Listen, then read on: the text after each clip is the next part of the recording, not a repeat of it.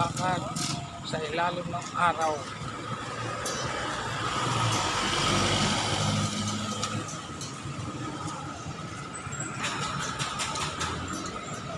Para exercise. Papainit tayo. Papainit pala ako. Hindi pala, wala palang tayo.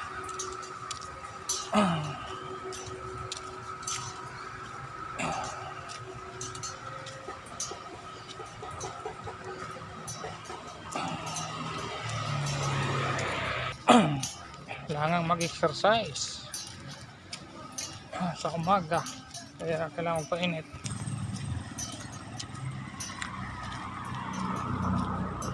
Lakad-lakad lang.